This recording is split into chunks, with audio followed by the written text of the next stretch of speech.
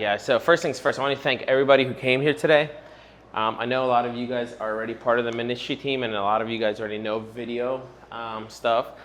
But we're doing this several fold. We're doing one fold is so we have fellowship together, right? They all we gather together, kind of get to know each other, kind of go into discuss what's the goal of the video ministry, what our goals, what we're trying to do, how we're trying to do it, what the goals and expectations are.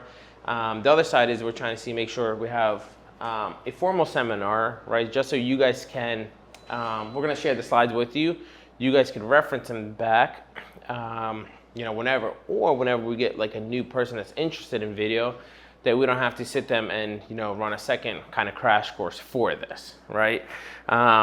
So, history of our video ministry. I don't know how long you guys been in this church, but I've been in this church ever since the 7th Street. So ever since we came to America in 1999, we came to this church. We grew up in this church, and we don't have any video ministry until we came to this church, so this location.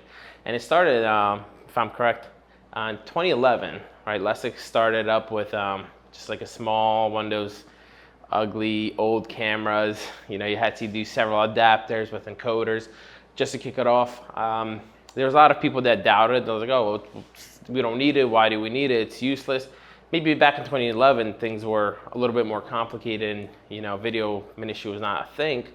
However, if you fast forward to today, we have a steady viewers of anywhere from 30 to 70 each members, right? We have a team now. We have people who have more knowledge in it. I came onto the team, I want to say the year after, and we went through a lot of equipment, right? We went through a lot of phases. I think we spent a lot of money for maybe those 5-10 viewers, right? But that was like the foundation. And I have a background more so in photography for about maybe over 15-16 years. So that was where my knowledge came from, was from working with a camera.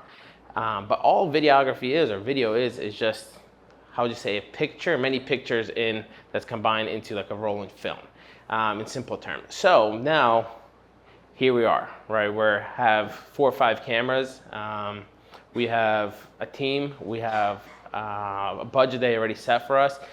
Now we just got to make sure we use these resources correctly, right? I was listening to this. I think he's a director in a bigger church, and he says that the resources follow the vision, right? So if you have a vision, right, whatever ministry it is, if you have a vision, right, and a plan and a team, our church specifically, they were always blessed that vision, right?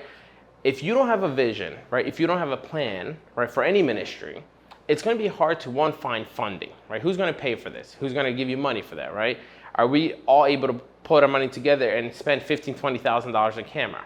Probably not, right? But when you have a vision, when you have a goal and the church sees it, right, the resources, they come.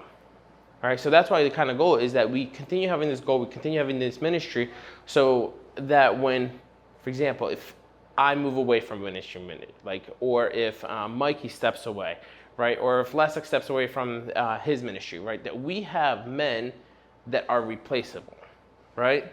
That we have people who are able to step up and kind of carry the vision through, carry the mission through, regardless of the person, right? So I want you guys to focus more on the vision, right? And that you're part of this, rather than, okay, this is just an end goal or a B goal, rather I'm going to step on the boat here and then get off, 2 years later. But just see what you could contribute and how you can make this vision grow. Does that make sense? Also, we're going to try to do open-ended, so if you guys have any questions or anything, raise your hand, we'll try to address. So the first thing I want to talk about is convenience ministry, right? So what is convenience ministry? The convenience, if you look at the word, it says the state of being able to proceed with something with little difficulty or effort, right? So something that's convenient, right? We hear of this term convenience stores, right? Why? Because they're in a corner, you park your car and conveniently go in there, get whatever you need. You don't have to go to ShopRite, walk down the aisles, to get yourself a candy bar or a chip, right? Because requires little to no effort. So what convenience ministry is, and that's like a term that I like to use, is when somebody does a ministry just because it's convenient to them, right? They don't require any effort, right? They don't require any, there's no difficulty. They just kind of shop in, shop out, done, right? And I want to look with you to passage Mark 3, 1 to 5. I'm going to read this. I didn't put it on that slide. It's just a story that you guys all know. So again, Jesus, entered a synagogue, and a man was there with a withered hand. And they watched Jesus, right? So they are the Pharisees and the people, to see whether he would heal him on the Sabbath, so that they might accuse him. And he said to the man with the withered hand, "Come here." And he said to them, "Is it lawful on the Sabbath to do good or to do harm, to save life or to kill?" But they were silent. And he looked around them with anger and grieved at the hardness of their hearts, and said to the man, "Stretch out your hand." He stretched out his hand, and his hand was restored. The Pharisees went out immediately and held counsel with the Herodians against him, how to destroy him. Right? It's a very simple passage, but here it shows that Jesus was with a bunch of Pharisees, right? People watching him. And they were only watching him not only just to see a miracle, but they were there to watch him to see what would he do on the Sabbath. As you guys know, Jews were not allowed to work. They were not allowed to put any kind of effort working on the Sabbath. However, Jesus knew that his ministry wasn't something that it's a Friday ministry. It's a Thursday ministry, right? It's the right place, right time, right? We have people watching that are going to be awe. You know, this is not what Jesus was goal. His goal was to come and serve, right? So he wouldn't sit there and look out for an opportunity when it was convenient for him. He knew the backlash was coming. He knew what was coming, that it was going to have to deal with him, right? But he decided, not out of his convenience, to decide to heal the man. So he put compassion above the law. So the goal here, right, with convenience ministry is to ask yourself, right, is this convenient for me? Am I part of this ministry because of X, Y, and Z, right? Or because it requires little to no effort? So, convenience ministry. These are some examples that I kind of came up with, something that I've seen through the years, right? We had many people come and go. We had many people who were Sunday morning kind of dwellers, Sunday morning kind of attendees. People would say, "Oh, I want to do ministry, I want to do video, I want to learn." That they're in and out, right? And a lot of times you see this as they only show up when it's convenient for them to perform, right? I see this in a couple other ministries, and I don't want to say it any other, but when a person is coming to perform on a Sunday, right, they show up. When they're not there to perform, guess what? They're nowhere in church, right? So it's convenient for me. I'm there to perform, so I'm going to show up. Sounds good, right? But is that a ministry? Show up when it only feels like it follows my personal schedule, right? Well, you know, I have a date with my friends on Friday at 7:30. You know, we got bowling, we got golf. So I'll come this week, but I won't be there next week, right? Or the week after that, and then the week after that, right? And then Sundays, I don't know, man, I want to sleep in. I want to go to a different church, see what's going on, right? It's a schedule that doesn't conveniently serve the ministry. It serves you, right? It's just convenience. Do ministry because my friends are doing it, or because I got nothing else to do at church, right?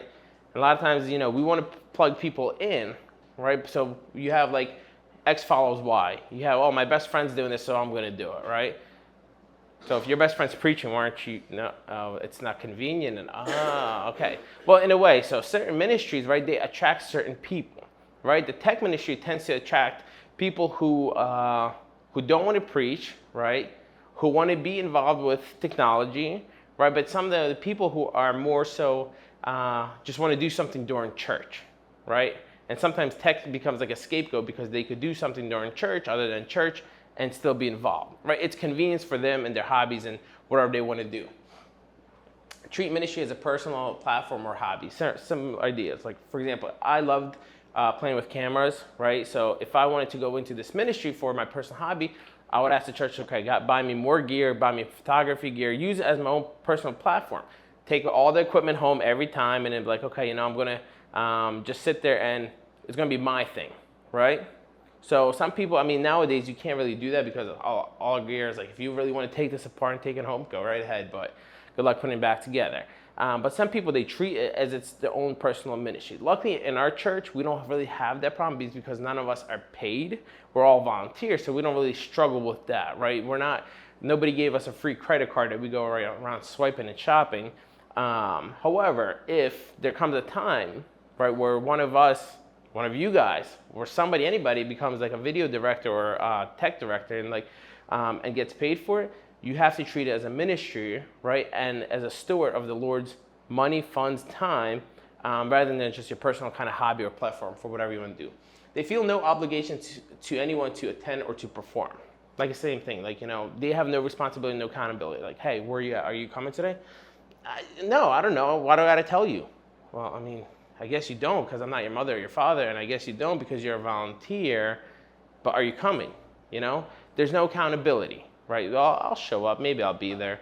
Maybe I won't, but I won't tell anybody. I'll show up if they need me, I'm there. If they don't need me, then I'll leave, or I'll just kind of hang out on the balcony. Perform only parts of the ministry that I enjoy. So this is actually a live example from us. Like, not everybody loves to do the downstairs camera, right? Well, because you're upstairs on the balcony, you're kind of hidden from the crowd. You could, sit on your phone, you could watch something, you could read something, you're kind of hidden, right? But if you're part of a convenience ministry, like, okay, I'm going to do video work, but I'm only going to do upstairs. Is that okay? Right? So there's like terms now. So somebody decides to do a video ministry just because it's convenient for them, but they're going to even tell you what parts of the ministry they want to do, right? So kind of makes sense. Invest time and effort only on my ideas. For example, we do different ideas. We do different shots. Well, you guys didn't use my shots. You don't like my idea. Well, I don't see a vision here, right? They're only like individual players. And the last one is do ministry because it gives me access to certain benefits, right? Once again, like if you consider sitting on a balcony as a benefit, well, come in the summer and see how hot it is. Or you get access to the church cameras, right? Or you get access to other tech gear. Or you gain like a level head on top of people because then people approach you and say, hey, can you do this, this, and this? So you feel like you're needed, right? So they only do a ministry just because it benefits them. Does that make sense? Right? Am I driving the point home for some people? For everybody?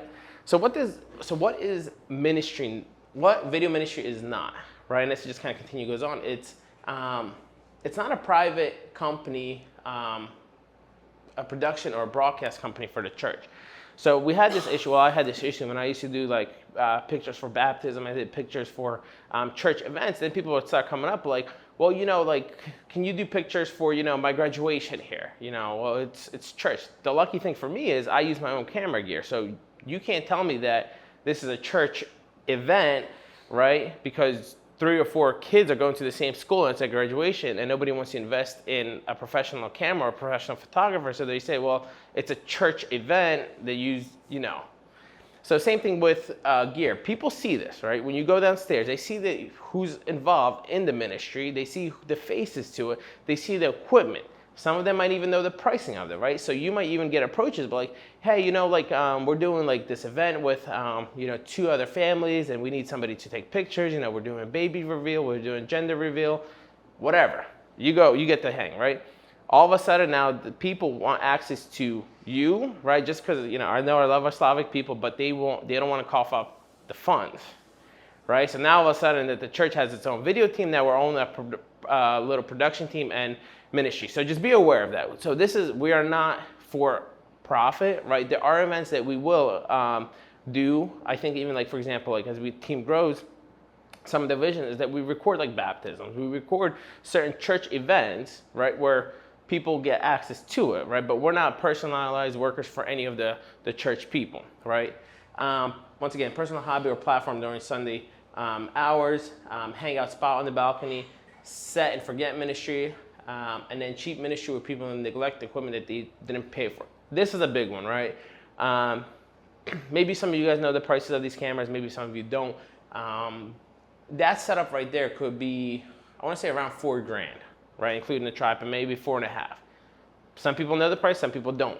Some people treat it as if it's $200, right? They sit there, bump it, they sit there, play with what's called the zoom, just going back and forth. They didn't set it up, they don't care about it, they didn't pay the price. So many people, especially we find we see this a lot with microphones, right? They didn't buy the microphone, so they walk around, they drop it. Oh, my bad. They didn't buy the guitar, they sit there and bump the guitar. Oh, my bad, bro. Same thing with equipment is that some people, like, even in our ministry before, I had to correct people. Like, they're sitting there just like twerking the lens. I'm like, what are you doing? It's like, it's not designed for that. So where people treat it as a cheap ministry where, church threw money at it, it's like, whatever. If it works, it works. If it doesn't, it doesn't.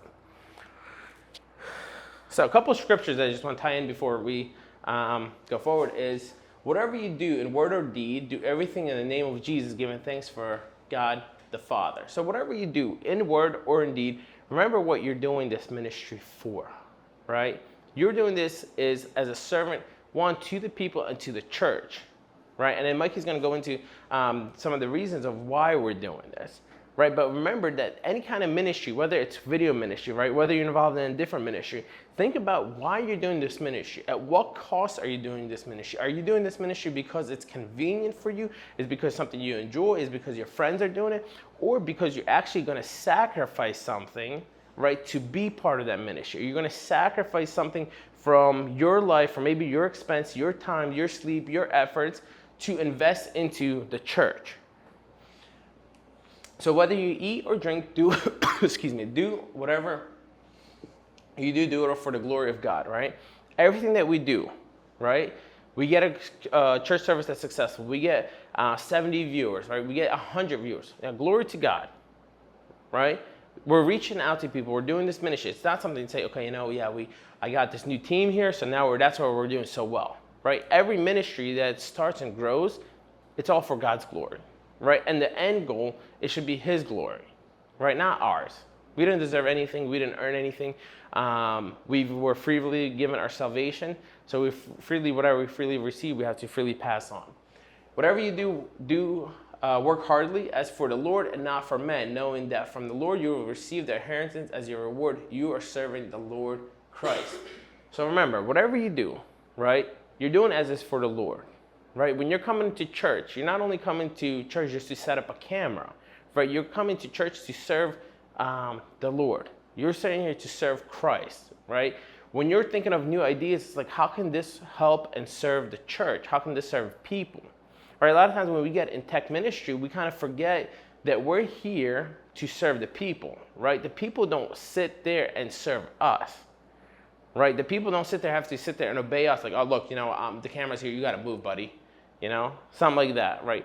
Look, like, we're only going to do this one shot, like, sorry if your kid's not there, and tough luck, he didn't make the shot, right? We got to remember that we're here for the people and for the Lord, not for ourselves. And one of my favorite verses that I forgot to include is Hebrews 6:10. So bear with me where we find Hebrews here.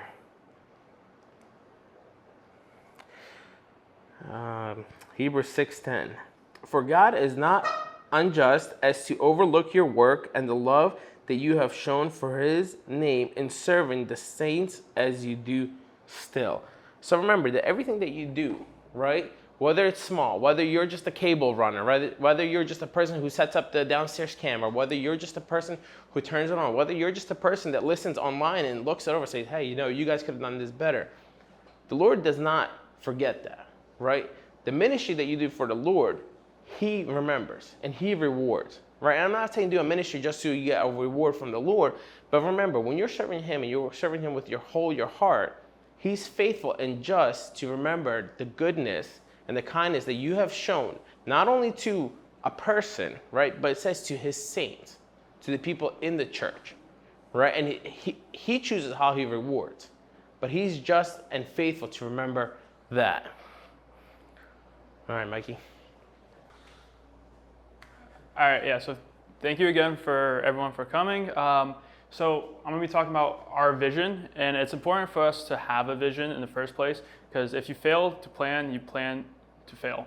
And we need to know why we're doing it, what the purpose is, and first off, the purpose is for the furtherance of the gospel. That is our ministry. That's our goal every single day in our Christian walk with Christ, for Christ. It's all for Him, not for us. So that's first and foremost what is important and what we have to remember. So right now I have said here, the vision for our live streaming ministry is to extend the reach of our church by sharing the gospel of Jesus Christ digitally. Ensuring that physical barriers do not limit the spread of His word, we aim to provide a platform that allows anyone, anywhere, at any time to participate in our services. hear the word of God, and feel part of our church community. So that is what we're doing here. We are allowing our services to be heard everywhere. Where, as Boyd already mentioned, we have 30 to 70 to 100 concurrent viewers at a time. That's a whole small church congregation right there alone. And total viewership per live stream ends up being a couple hundred, like same amount as the people in church. So that is our purpose, and that's what we're doing. So we don't want anything to limit the spread of the gospel, so that's why we go ahead and do that. So the why. In Mark 16:15, it says, "He said to them, 'Go into all the world, and preach the gospel to all creation.'" That is a great commission. We are to go preach to everyone. That's what we're to do. We're called to do that, and if we're not doing that, we are not living up to our call. And this is the main call for all Christians, everyone. So we must do so. So the vision statement already said a lot of this, but it says it's to extend the reach of our church, allow members who cannot attend physically to partake in our service, either if they're sick, if they're just not home, like they're in a different state, if they're going on a trip, whatever it is, they can watch service. And I'm sure many of us have watched service not from through live stream, so that's a good purpose of it. It's to create an experience as close as possible to attending our service. That is what we're trying to do here, is to make people feel as if they're in our service, and that's the reason why we upgrade our camera systems. We don't want our equipment to limit people from watching our services. Whether it's audio or video, both are equally as important. Without good audio, no one's going to watch your video, and without good video, no one's going to watch or listen to the audio, unless it's a podcast. But so that's that. It's to document our church services so that other people can just go back to it, maybe see improvement, or just you heard a good sermon and you want to listen to it again as a resource, or you're just going through something and like a certain sermon talked to you at one point, whatever it is, that's a good point of it. Archive church history, so just church history as a whole. The cool thing is, back in the day, not everything was written out, like sermons weren't written out. Now we are able to just have a archive from our church and churches across the world. So that's an amazing thing. And our live streams can help grow our church. And as we get into other video ministries as well, either with PBS or Instagram or whatever else we may do, a goal could be to potentially grow our church, to bring in new believers or people who are just looking for a church, maybe people who are just moving into the country, whatever it is. And there's a visual here of just pulpit, someone preaching, it's just reaching the church, and then here preaching to the camera to a much larger audience.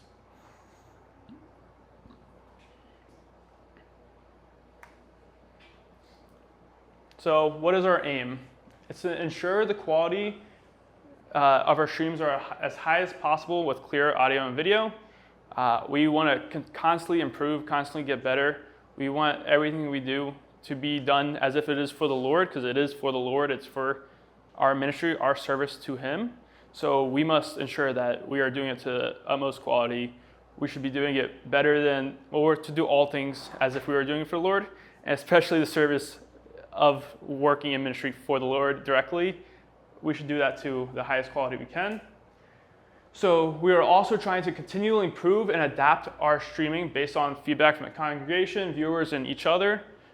We should all correct each other in love, help each other to grow, and also take feedback from others. Like Boyd mentioned earlier, we're doing it for everyone else. So do not take anything to heart. Understand that we are all improving. None of us are perfect, and we all have room to grow. So that's important.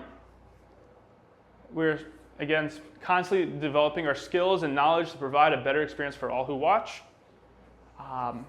and we want to make our streams accessible to people of all ages and technological ability. So whether someone needs help, whether we need to send a link to somebody, be caring, be loving, help anyone out who needs it. Okay, next up. So now we're going to get into the nitty-gritty of what we're doing. So filmmaking, the basics. We're going to, in this section, we're going to go over 3 things: ISO, shutter speed, and aperture.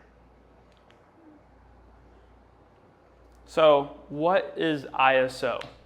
There's a lot written on here, but basically ISO is a camera setting that will brighten or darken the video. As the number goes up, the video goes brighter, but more grain is introduced at the same time. So the higher the ISO, the more grain is introduced in the video. And what grain is basically it's little fuzzies that you'll see in the video, and you see that more in darker videos, just if you don't know what that is. The lowest our cameras go down to is 100 ISO, and we realistically go as high as we need to. We usually don't go higher than like 6,000-ish, but due to these cameras being amazing for low light, we're able to go high without much grain being added, but different cameras work differently. So yeah, that's ISO. Does anyone have any questions about that? No? Feel free to ask questions at any time if something doesn't make sense. Okay, and here's an example of ISO. If you see 100 ISO, there's no grain at all. And then the higher you go, the more grain is added. Realistically, again, with our cameras, at 3200 ISO, there would not be much grain at all, but that's just a general idea of what it would look like. And here's an example of the brightness changing. So in this shot, 100 ISO is really dark, 1600 ISO is brighter, and there's the gradient right there. Okay, so what is shutter speed? It refers to the length of time when the film, or when the sensor, so each camera has a sensor, it's a little square on the inside of the camera, is exposed to light. And it's measured in fractions of a second, so like 1/60, for example, or written here 1/30 or 1/30 is how I say it. It's a 30th of a second. So that's a fairly slow shutter speed, and an example of a fast shutter speed is like 1/2000. And basically it's the amount of times that the sensor will refresh in a sense. So in church, we use either 1/60 or 1/125. For the downstairs camera is 1/25, and I believe the upstairs ones are 1/60. And we just have it set. We don't change those at all. There's not much you need to worry about that for our instances. We just keep it at those settings. And basically, the faster the shutter speed is, the less motion blur is in the picture, and the slower the shutter speed is. So at like 1/, let's say 15, if you move your hand, you'll see it like blur out between, because there's less frames essentially in between. And here's an example. So this is a 1 second shutter speed, which is very slow. And this is 1/1000. And you see so this is showing a person sprinting. And it gets clearer and clearer as it goes. And it's going to be the most sharpest at the fastest shutter speed. But motion blur is a good thing a lot of times when you're watching video, because it feels more natural. Our eyes see some motion blur, and realistically, you just have a high shutter speed if you're doing sports, and a medium of like 1/60 or 1/125 if it's just regular, just live streaming church service. So what is aperture? It refers to the opening of the lens diaphragm. So what that means is basically the lower the shutter speed is, so let's say, or not shutter speed, aperture is. So at f2.8, for example, the lens is opened up wider, allowing more light to come in, and this allows the image to be blurrier, like to have a more depth of field. So, for example, if you're at f2.8, I might have a blurry background behind me, but at f8, for example, it will have pretty much everything in focus. And I'll show an example of that in a second.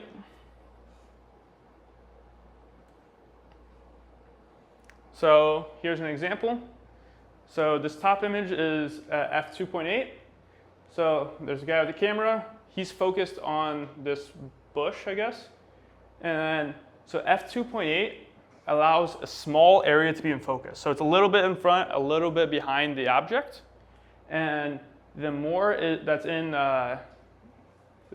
behind them, the blurrier it gets.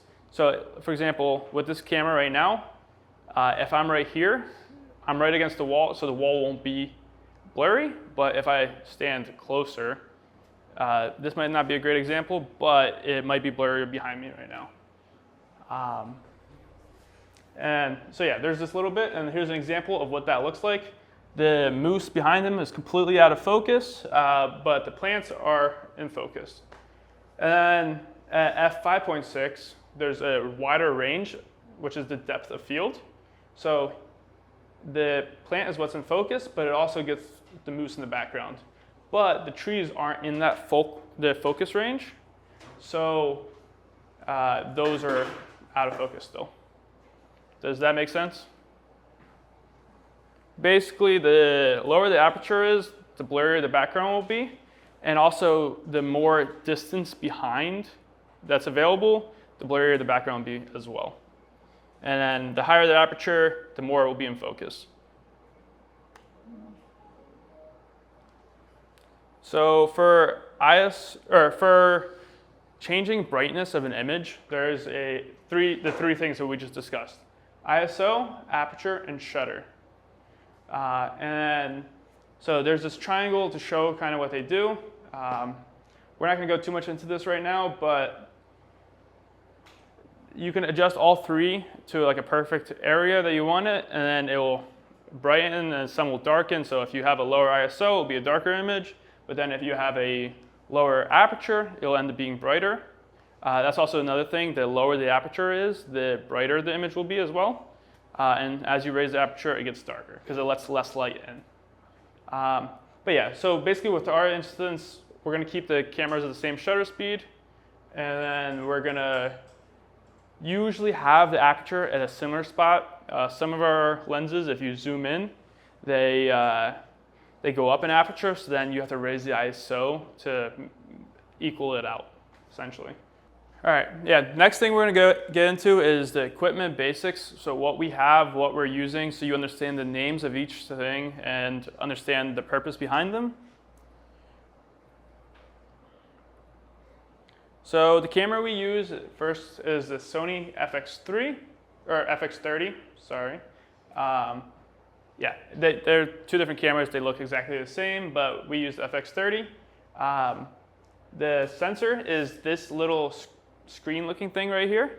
Ours is slightly smaller than that, but it's the same idea. As I was mentioning earlier with the shutter speed, that's how many times the sensor will refresh. This is just a diagram of the camera, the buttons and all that. I'm not going to go through all of this, but simply put, power on's here. Most of us here already know this, but power on's here. The flip out LCD. There's a record/tally light right here that will turn red if you hit record. But when we're live streaming, we don't hit record. And then there's right here, I believe we have it set to, that's our shutter speed dial, I believe. And then there's an aperture dial up front. And then you rotate this circle right here to adjust the ISO. And that's something you'll understand more as you touch the camera. And the nice thing about these cameras is everything's labeled on there for the most part. So there'll be a little icon, or it will just say iris next to it, or ISO next to it, or shutter speed for some of this stuff, or white balance. So that's nice. Again, this is just the front of the camera. We're not going to go through much. All right here is the lens release. So if you push that in, you can twist the lens off. I'll show you an example. Be careful with all equipment you use, but there's the lens release right here, and you just twist off. And with these cameras, there's a white dot here, and there's usually a white line on the lenses, and you just match those up, and then make sure it fits in properly. This is a really weird angle. Okay, and you just twist that on.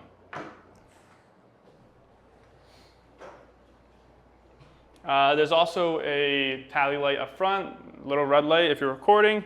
That's the nice thing about these cameras. And yeah, that's about it. Some other things to note that are kind of important to know. The top of the camera, there's a hot shoe mount, which most of ours are blocked off and we don't really use that. The record button is very obvious. There's a microphone built into these cameras. They're not that great, but they're an options. And then there's also a ISO lock button. So if you ever are trying to touch the ISO and it's not doing anything, you might have locked it at the top. So keep that in mind, but okay, yeah, moving on. These are some of the lenses that we use here. The Tamron 35 to 150, which is the one we use for our downstairs camera. And it goes from f2 to 2.8, and that's the aperture again. And so when you zoom in, it goes from 2 at the widest, and it zooms into 2.8. So it gets darker and less blur, but the more you zoom in with the lens, the more blur it gets added to the image. So if you're at, for example, this one goes from 35 millimeters to 150 millimeters. And what that really just means is 35 is the widest it goes, and 150 is the most zoomed in it goes. And so the wider you are, the more that ends up being in focus and the less blur you get. But when you zoom in, it makes way more depth of field, like we were looking at the image earlier, and it makes the background blurrier. Another lens we use is the Tamron 50 to 400. That's on our upstairs cameras, and it varies from f4.5 to 5.3. So there's more in focus with these lenses. And they're darker overall, so the upstairs cameras we usually have at a higher ISO than the downstairs camera. And then the other one we use is the Tamron 18 to 300. It's f3.5 to 6.3. This is something that we don't really worry about much. When you zoom in, it switches the aperture, and then you just raise the ISO to combat the darkened image. Okay. Next, the screen that goes on the camera is called the monitor. All of our cameras have a monitor, and that just allows you to view the image in a wider or in a bigger screen so that you can see what's going on a bit better and just kind of process it in your mind. And then there's also other features such as like audio meters if we ever need that, but then you could also see if you want to get fancy, you can see if there's grain in certain areas, and you can see the different colors that are being seen. A bunch of different things, as you can see like here, for example.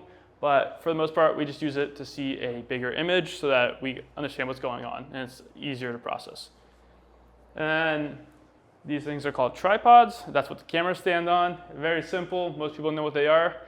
We use fluid head tripods so that they're smoother, especially since we're more zoomed in. So that's that. Just a multi-tool is a little tool that we have that we can, if we ever have to adjust the cameras, we can use that. SD card, I'm sure all you guys know what that is, allows you to record. If you don't have an SD card in the camera, you cannot record onto that camera, so that's important if we're ever recording anything. This doesn't matter for our application. So most of our cameras are rigged out. So they have quick release plates, a base plate. This essentially just allows you to add more things in the camera and take off the camera easily. There's that. The base plate allows you to put rods through it, which then with these rods right here, we attach a focus wheel onto it. And we use our focus wheel not for focus, but for zoom. So it just allows us to smoothly zoom in or zoom out and without really reaching your hand onto the camera, and just the easier way of doing it. And then next up, okay, actually, does anyone have any questions about that last section? Any of the equipment? Nothing? Okay. So next up is composition basics. This is something that we all really have to keep in mind and really apply to every single service. And it's just something that should be on your mind every single time you line up a shot. So there's 3 things to keep in mind really: angles, rule of thirds, and headroom. So this is the rule of thirds. On our monitors, actually, we usually have the rule of thirds or the 9 grid setup. And what this allows us to do is to compose our shots properly. So if you see this guy right here, this is one way of setting up a shot, and that is to have, if he's facing the right and you're at a slight angle, you can put him on this line and you give him plenty of space in front of him, and that's just a pleasing looking image. It looks good. It doesn't look like he's cramped, because if you have him, let's say, in the middle and he's looking this way, he has a little bit of space behind him, a little space in front of him, and it just looks cramped and it looks unnatural. This is the most natural look on this side. And I'll have examples of what it looks like in church, in our church, in our setting as well. So this is what we call headroom. It's the little bit of space that we must keep for every single shot we do, unless it's a very specific shot. But for the most part, always keep headroom. It's just a little bit, usually about like 2-3 inches. If you have too much headroom, it looks odd and the person doesn't take up enough of the frame. And it varies depending on how zoomed in you are, but always have headroom. Never cut them off at the head. And now this is where to cut and how to frame. So if you see this person right here, there's a bunch of green slashes and red slashes going through them. So the green slashes are where it's okay to cut. So the easiest way to remember this is I tell people all the time, don't cut the joint, right? You have a joint here, right? This is where it bends. When you say we're trying to frame, don't have the guy's hand end right here, right? If you're gonna cut and put a frame, put it right here, right? Put it right here, right? Put it right, not at the neck where it just seems like it's dead, because it becomes unnatural, right? So there are certain, like we have green, reds, right? So all the greens is something where it's a natural cut. So if somebody's standing here and you need to get a shot just off their head, don't get their elbows. Like, don't cut the elbows. Cut either right here or right here, right? It's a more natural look. It's more appealing, right? It's less, like Mikey said, crammed, but it allows the person to have more like a pleasant viewing. Does that make sense? Right? So the general rule of thumb is saying, usually we don't do these shots, right? These green and the neck shots here. We usually, if we're going to do a shot, especially for people that are working the downstairs camera, right? When you're going to be cutting, think of different preachers, right? You have somebody like Pavlo Prasatsky, who's a little shorter, right? And then you have Andriy Yakimia, right? So it means your zoom's going to be different. So for somebody with Andriy, you're going to have to zoom in closer, right? But think of Andriy, you're cutting him here, right? For Pavlo, the same idea. You could try, but then it's going to be too close zoomed in. So then you're going to have to cut him there. Does that make sense? Does that add up? So never, I tell people, most of the time, just think of the joint, try not to cut there. Cut a little bit above, cut a little bit below. Does that make sense? Heck yeah. Yeah, and then something really important to notice, you don't cut off the feet at all. You either cut like right here, or you leave all the feet in. That's something that's important in some of our shots. So make sure you don't do that. It looks really awkward that way. Okay, now we're going to show the different shots that we have in our church and the way they really should look for the most part. So the wide shot, this is our main shot. This is basic. We use this mostly as a transition shot or to show the membership of the church, show how many people are there, just so that like the viewer gets an idea that it is a church, that people are attending, and that it's doing well. Especially if people out of state who like to check in on us, family or whatever, they like to see some people they know. So then there's the medium shot for the preacher. These are all shots that we have running pretty much throughout every service and all services. So with this shot, you see, we don't really like to cut the pulpit out too much, or not at all. This one's slightly cut. We would prefer it if it wasn't cut out at all, just slightly under, like 2 inches, and then it looks a little less awkward. But definitely don't cut their feet out. And then if you see Vanya here, he has a few inches of headroom. That's important. And I think for the most part, this is a fairly good shot. And yeah, it can be slightly zoomed out, slightly, but it's pretty good. That's just nitpicking at that point. So then there's the preacher shot. It's angled. So this one is from the downstairs camera, and it's at a slight angle for the pulpit. And this is usually about 30 to 45 degree angle. We don't worry about that too much. It's just where the camera is pointing at the pulpit. And if you see, he has more room to the left than he has on the right. You could also, like with this shot, it's slightly less of an angle, so it's okay if he's in the middle. But you could also line it up where if you had the rule of thirds, he'd be right here and having a little bit more room, and that would look good as well. Both work. So then there's the preacher head-on shot, where the preacher and the pulpit is lined up directly in the middle, and he has a bit of headroom. You see a little bit of the pulpit. If you don't see the pulpit at all, it looks a little awkward. So make sure you include a little bit of the pulpit and just basically preacher from the stomach up, essentially. And yeah, always include a little bit of headroom. Not too much, not too little, just the right amount. And then we have the medium shot for worship, and same thing, don't cut off the feet. If the pulpits are a little cut off, that's fine. Just make sure you don't cut off the feet. It looks awkward, again. Can't stress it enough. And then a little bit of headroom, always.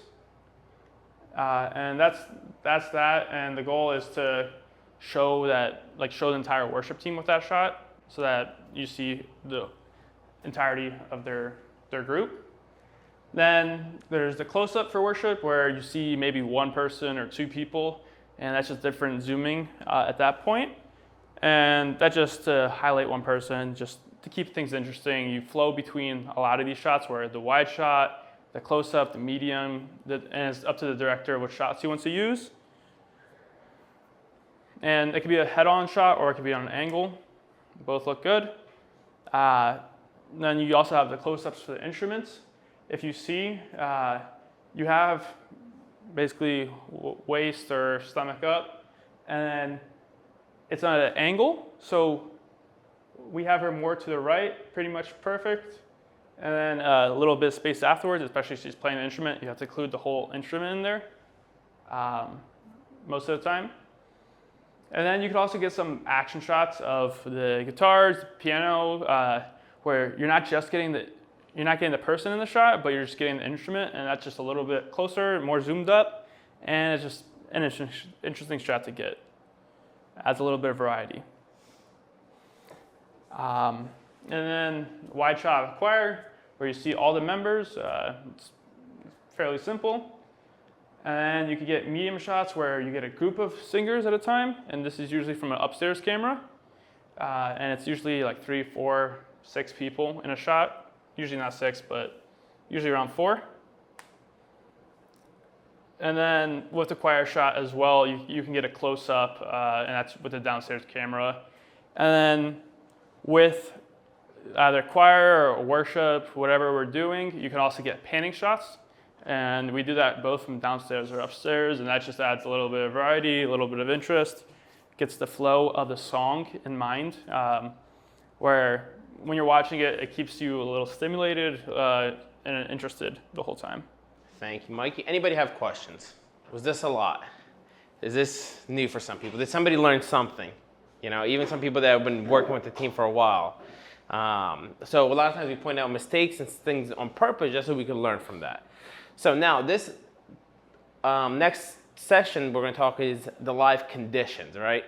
So these all things that Mikey talked about, it's great, right? When you have time to set up for a shot, right? When you have time to prepare. But in church, it's a live event, right? You can't tell the pastor, hey, pastor, wait, pastor, hold up, I gotta get my shot here, right? Pastor, I got a frame here before you start.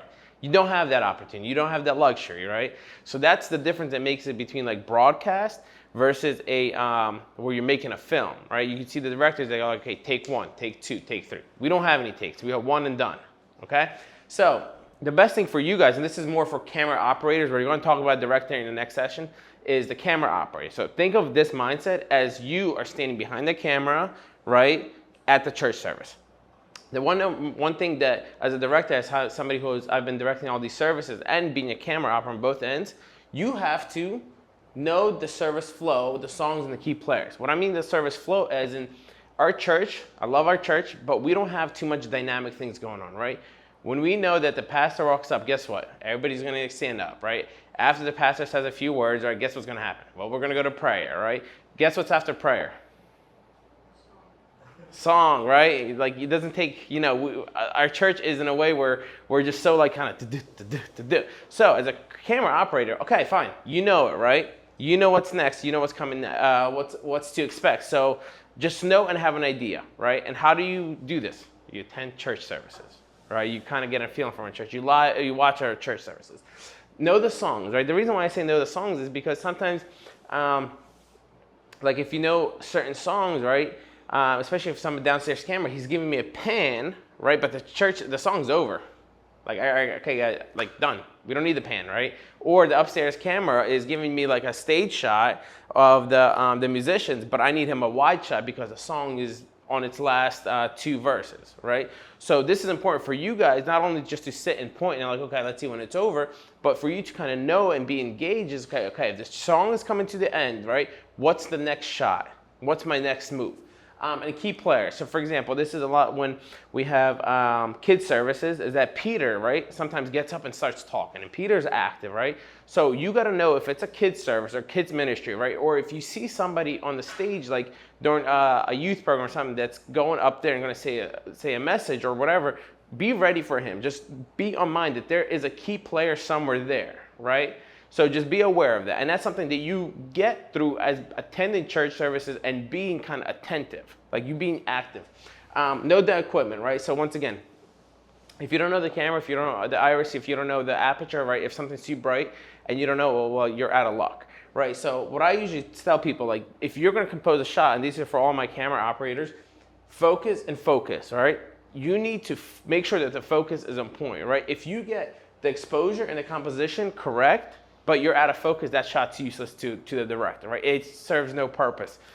So when you're setting up a shot, make sure it's in focus, check your exposure, make sure it's not overexposed, and then the composition, and then again, go back and check the focus, right? Because when you're adjusting the composition, changing the frame of the shot, or changing the exposure or the lighting, you could have misfocused on something else. So check the focus again.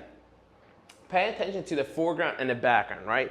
And this is, I think, big is because sometimes we put on a picture on somebody, right? But we completely forget to see, well, there's a little kid that's picking his nose, Or if we do the musician shots, there's a little, what's the name? Nathan Posadsky, right? He's sitting there reading like a coloring book. Like, it's cute, right? And it's raw, but at the same time, we don't want to put that up there, right? And one, we don't want to embarrass the kid, but at the same time, keep it in mind. Sometimes even the foreground, like what's going on in front of the stage, This is big, especially when we have like a Friday service and we want to show like a little bit of depth, right? And then we have a shot that only shows all empty seats, right? People on the live stream, they don't know that the back rows are swamped, right? Because nobody wants to sit up front.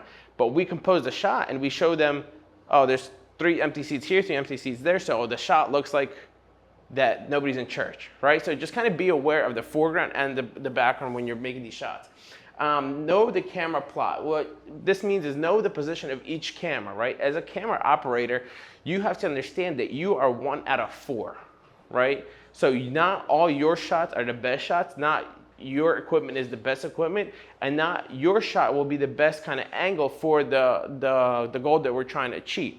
So if you know the location of each camera and you know that each camera's best angles and lighting, you'll know that, like if we're going getting the musicians, that if Mikey's on the side with the downstairs camera on the left side, he knows that the camera upstairs has enough reach and enough power to get the musician. So he's not going to sit there and try to find me a shot, wastes 2 minutes from the left side of the church where a camera upstairs could just do it within 20 seconds. Does that make sense? So pretty much know what the gear, know where the other place's location, and know how you could best use your equipment in that setting, and be active listening, active looking. I heard this one time from a director. He was directing, I think, Hillsong Worship. However you feel about them, but this guy said, if you hear it, right, the director wants to see it. So in a way, if you hear a soloist, right, anybody who's watching, they want to hear it, right? If you see a guitar that has a solo, or a flute that has a solo, right, or the drums that have its part, right, we want to see it. We just don't want to hear it, right? Elastic will send it into the system, right? But we want to be able to show the person who's playing. However, how do you do that, right? For example, if, let's say, one camera is live, right, and all of a sudden the solo goes to somebody else, right? And that camera is live, but they're not capturing the solo. So what has to happen? The 2 other guys or 3 other guys in the camera, doesn't matter who, they have to give me a solo, right? But how do you do that? Well, you have to be actively listening. You got to be looking, right? You could sometimes see where, for example, a microphone comes up, This is part of the director's job as well, to see, like, all right, what's going on? What's happening next? When's one instrument coming up? When's one's instrument coming down? If you look at some of our orchestra shots that we played, I think like a lot of times we got shots where somebody's just holding the instrument.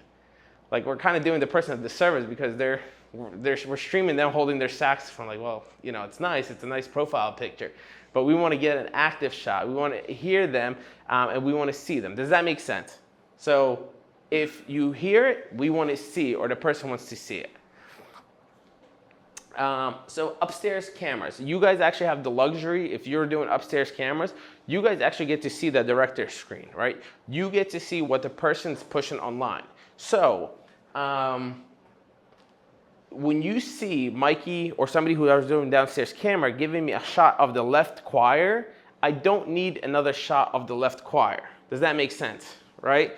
And it shouldn't be to the point where I said, look, I don't need that shot. Like, take a look. He just gave me that shot. Find me a different shot, right? If you understand the basics of each camera's location, that like, for example, if Mikey's standing on one side and he's shooting left, right? I need somebody to shoot right. You get what I'm saying? You guys see the output, and you guys could actually help the director see the flow of the service, right? See what shot makes sense next, right? If you were just live, right? Now you're not live. Mikey's live, or downstairs camera's live, and there's a solo. Well, guess who's live? He's live, and guess who has to get the soloist? You do, right? Some things I just want to say that you guys have to see for yourself and be actively and engaged, right? So that the director doesn't have to kind of micromanage each single camera, right? So when you see it, try to anticipate the next shot. Quick camera compositions, right? And we're all guilty of this, right? We know that, let's say some preachers, the lucky thing with our service is, like, when they say amen or preach, we have a preaching background, right? Now we got the 4th camera that does a lot of the wide shots. So we have like a fall back shot. However, sometimes when we have, after the preacher, right, we go to the widescreen, we open up, we show them the context.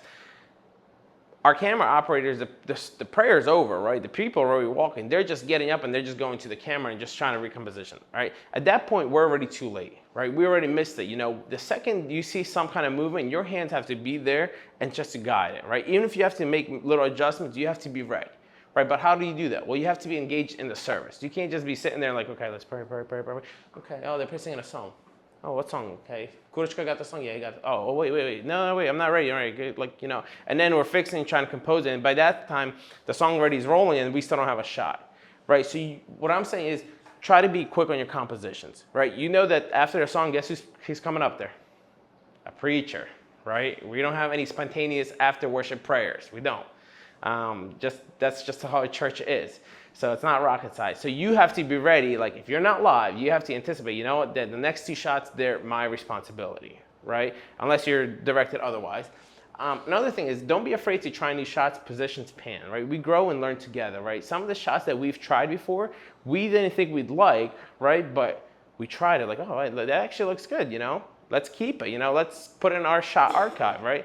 whenever we see the next time somebody plays the drums or the piano like that, let's do that shot, right? And the only way you sometimes you learn is by watching, right? Learning, but then also trying something new, right? So the biggest thing is don't be afraid to try something new. I know we got a couple of new people on the team, and they never worked camera ops before, which is good because they do some strange shots, right? And I'm like, wait, no, I mean, no, it works. I mean, yeah, it works. So in a way where they bring something else to the table that's something different, right? But it works. So when I tell people, do your shot, right? Trust your director, trust yourself, right? If it's not, looks really bad, okay, we'll say, look, get closer or get farther, like, or doesn't look good. But don't be afraid to try new things, okay? Any questions with that? Does that make sense? Okay. All right, now we're gonna go through some of the lighting basics. So this is more director, and at the same time, you guys, it's something that we don't really change much. So there's a thing called color temperature. So if you guys look over to that camera there, right, you see 3300 K. So that's Kelvin. It's a way to describe light appearance by a light bulb. It's measured in degrees of Kelvin on a scale of 1 to 1,000. So we have these numbers of what it means, right? So for example, we have light bulbs, and they all have a color temperature, right? You ever saw like warm, like bright white, and then really blue lights, right? So they all have their own corresponding color temperature. So the low color temperature are usually considered a soft, the white, right? That's what we had in our church before. Some people were against it. They're like, oh, we felt very cozy. It felt very warm. I wanted to be in service. It's like, yeah, you wanted to sleep too, right? So we changed it to our church. Now we have more 4,000 Kelvin, the new LED, the shop lights. So now they're a little bit more like daytime natural light, but they're not as warm and cozy. But they even go higher, even 65,000, where it looks blue, right? So why does this matter? Well, because your camera, it can't see the same color as and the same as you guys, right? Well, that's just another example. Because the camera has a setting, right? So if you look at there, right, it sets you 3300. So it's telling the camera that the light in the room, to get true white, like white balance, like where it doesn't look too yellow or too blue, that the mix of all the light here is 33 Kelvin, right? And that's a setting that you guys are gonna have to play around with right on there to adjust. Because what happens is, our church, well, I'll show you an example, it doesn't have the same colors, right? So here, just take just an example, right? So same lighting situation, nothing changed. The only thing that changed was in the camera setting. We went telling the camera that the light on the outsource is 2500. So what does the camera do? It gives it more blue to balance that out. However, that's not true. And then when you get the wrong color balance, guess what? You get a lot of blue, right? Or vice versa. You make it too yellow or go too high when the room is much lower in actual color temperature, that you get more of that yellow, right? So we try to find something in the middle. And I usually tell the person that the best one to look for, right? If you don't even know anything, right? Try to make their skin look natural, right? If you don't get anything out of here, and just to figure out which one you want to sit with, you look at the skin, right? And see if it looks natural to what it's coming out to be in your eyes. So here's why it matters. And here's why it matters a lot, right? Same church, right? Same pastor, right? What's the difference here? Can you guys see the difference? Yeah. And does anybody know what the difference actually is? Huh? The lighting. So what's different about the lighting here? Huh? Exactly. So the church is beautiful, right? Everybody loves our church. Photographers, videographers hate our church, right? Because in the morning, you get all this blue light coming in from here. You get all the blue light that's coming in from here, right? And then you have the stage, or most of our stage lights are 3,000 are flooding there. So the back light is 6,000, maybe 7,000 are coming in. The front lights are 3,000. And then the camera's sitting there like, dude, what do you want me to do? Like, I got nothing for you, right? So you have to use the camera's tools to find the balance that makes sense for the subject, okay? Same thing here. This is evening service now. No blue light, right? Nothing. So the church in here, it just has the 4,000 lights that are on the ceiling, right? And the 3,000 lights that are shining on the stage. And now you get a more uniform kind of color, right? It's a little more natural. You see the whites better. Here, everything, like the whites look blue here, but they look good there. Because here it's more blue than it is there. So we don't do really much church shots or panning of the people. But if you were somebody from downstairs and you were to change a shot from the stage, right, to the hall or to the sanctuary, guess what? You would have to change your color balance significantly for it to look good, okay? Just so you guys understand that. Same idea here, right? You have a morning and you have an evening shot. Can you guys tell the difference? So this is constantly, we're battling there. What do you do about it, right? There's two things you could do. You could really black out all these blue lights, which nobody's gonna do, or you could install professional lighting, about $10,000, $15,000, $20,000, and you just flood the stage with good lighting and try to get that correct. We don't have that luxury, right? We do have 2 spotlights that we put up there, right? And you guys probably seen this, the little remote, right, that you see me clicking sometimes. What I'm adjusting in those 2 light bulbs is the color. You guys probably been asking me, like, what's this 3,000, 4,000? That's all it does. It changes those lights there to match the whole stage, right, to make it brighter, and then or to match the color's camera balance, right? If I were to nag you guys each time, like, hey, look, can you change the color in this? Can you add that color balance? It's not a good flow. There, I could just change the color balance to what I think is good for the camera, let it go, right? So same thing here. You guys can see the difference. Now, and this is just a little test for you guys. What's the difference here?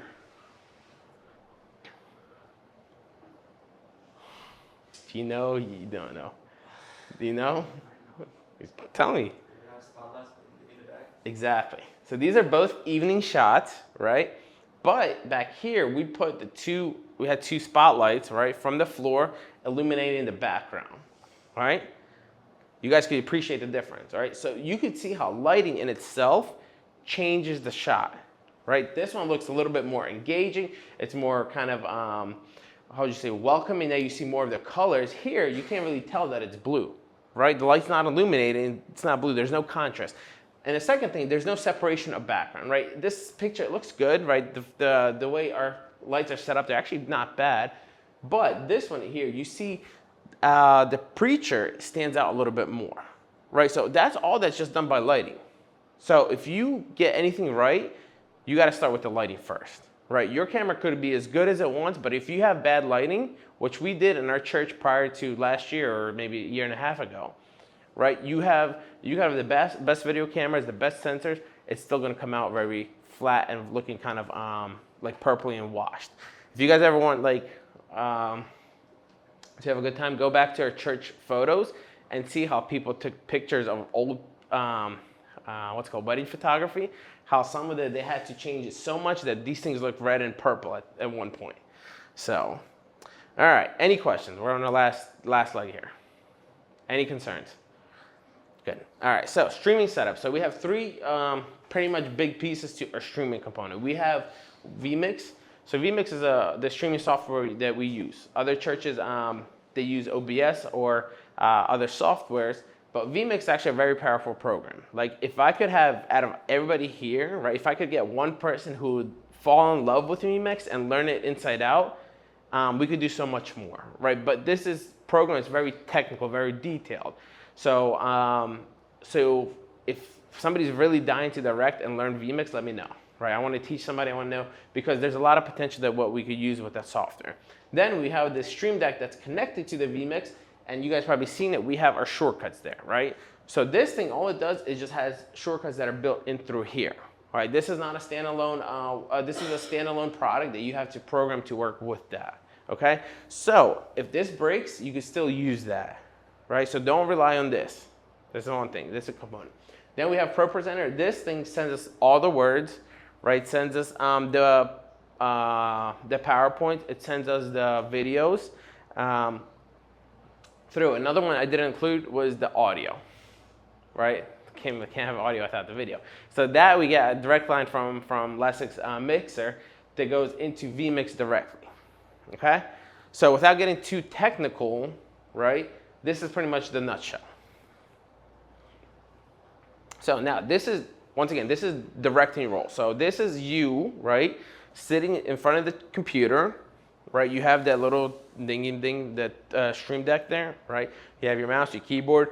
You have sound coming from Lessig. You have Nikita here. You have Mark or Dan here. You have Mikey downstairs. This is your role, directing, right? You have your little walkie-talkie here to talk to Mikey. This is what we're talking about is as in directing, okay?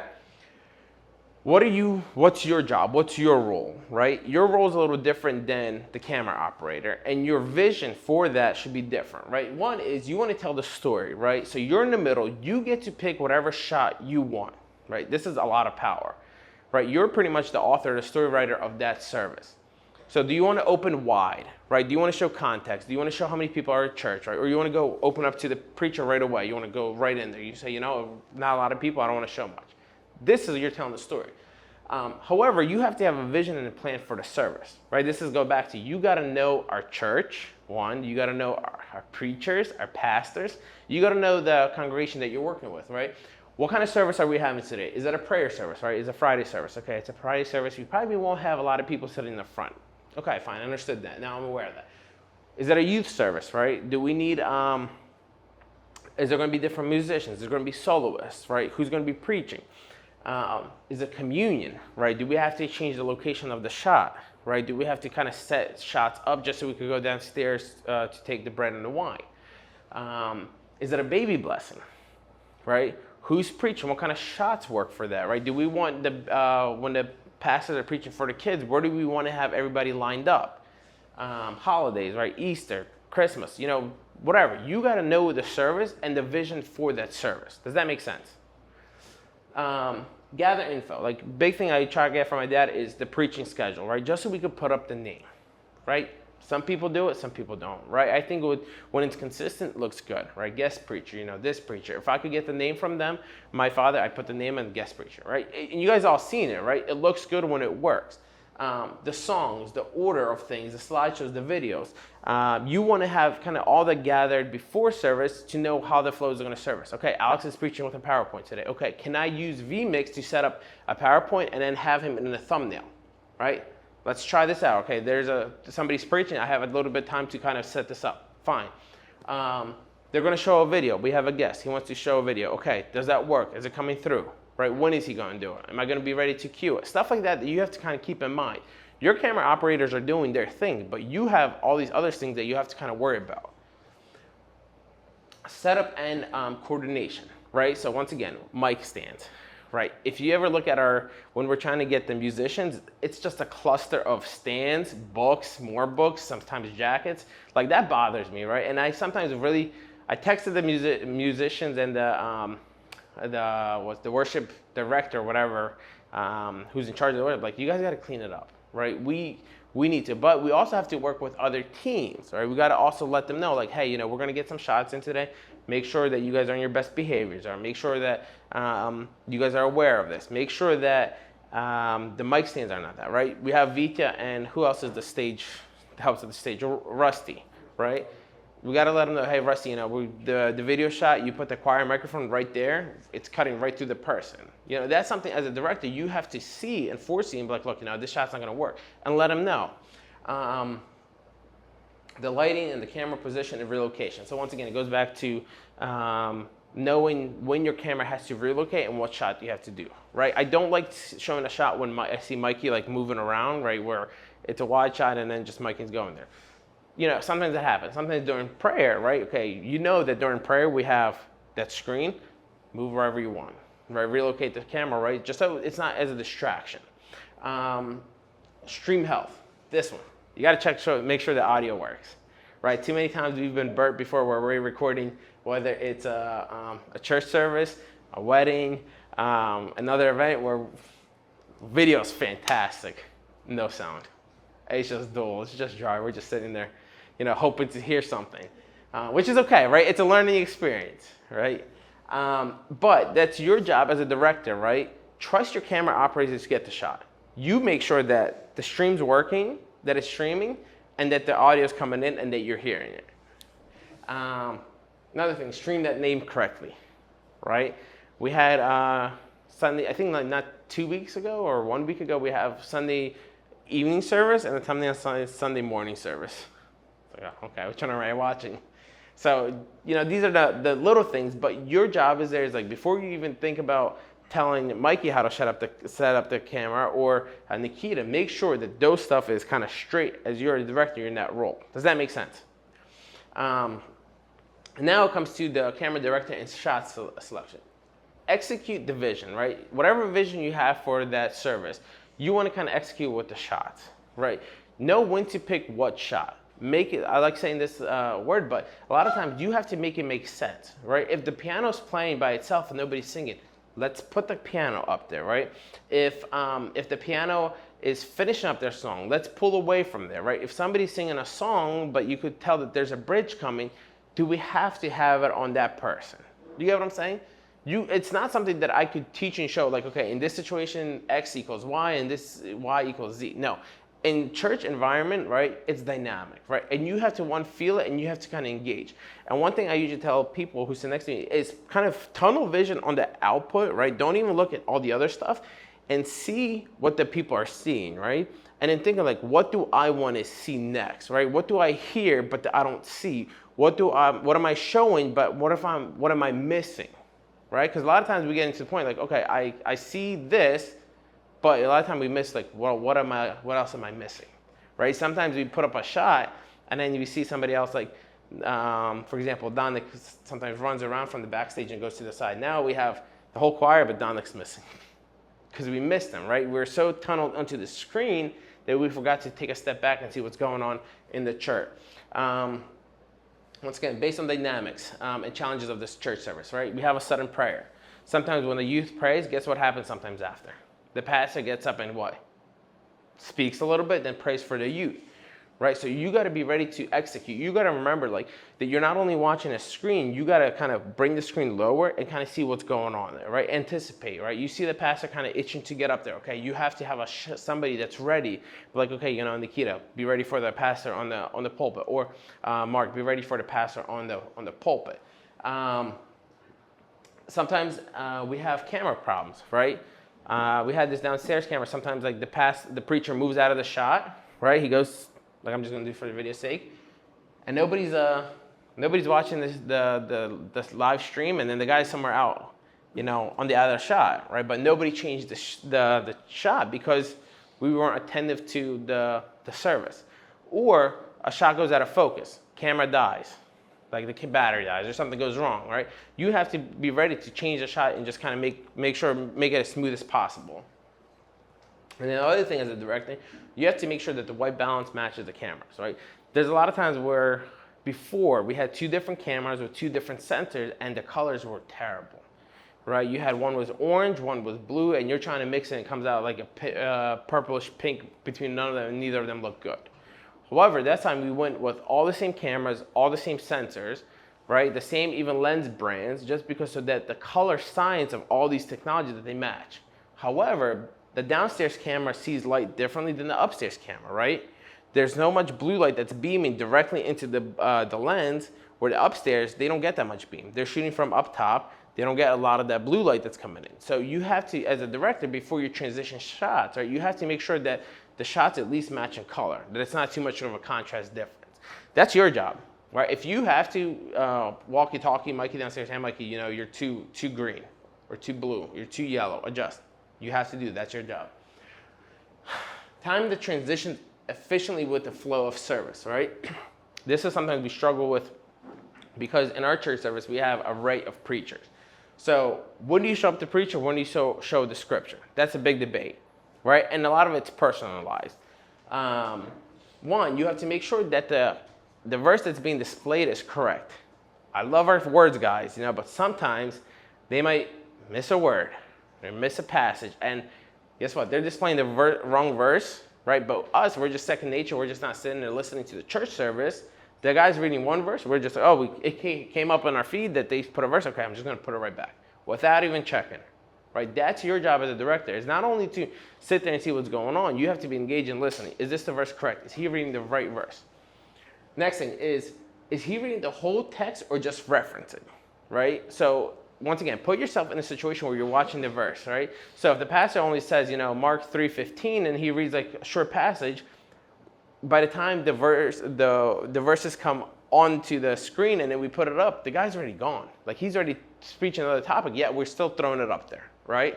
And now when you're watching the screen, it's just like he read it real quick and then he's moving on to a different topic and then we're putting on the verse, right? Make it make sense. Like if you see that the guy's not reading the whole passage, right? Or he's just referencing a verse that he just read from, you don't have to put it up there for 2-3 seconds, right? It just makes it very kind of, when you look online, it just like makes you like, sit there and you're like stuttering, you know? So this is something you have to develop, right? And this is like a style or a skill. So you want to kind of make sure that it makes sense, right? My father, when he preaches, the pastor, he loves to read the whole passage, right? And then when he goes back to each verse, right, he reads the verse and then he breaks it down, right? And he breaks it down for a while. And then he goes back and reads the verse again and he breaks it down for a while. Alex, another pastor I love, he reads the passage one by one and he gives quick like references. Quick, done and done, done and done. So for Alex, do you change it after each time? No. If he's going to read a passage or a verse, right, and he's going to add 2 or 3 words of his own just to explanation, do we have to change it back to the preacher? No. Keep it on the verse, right? But then again, you have to kind of develop a sense, right, of the flow of the sermon and the service, right? So you got to have to kind of understand the preachers as well. So I can tell you all the preachers that like to do that stuff that make it very difficult where I have to sit there and do, where I figured out, you know what? You're going to read the whole passage once. Okay, after that, I'm not referencing you again. We're just going to change shots, right? But once again, you only learn that if you attend the church services. Go with the flow with the song, right?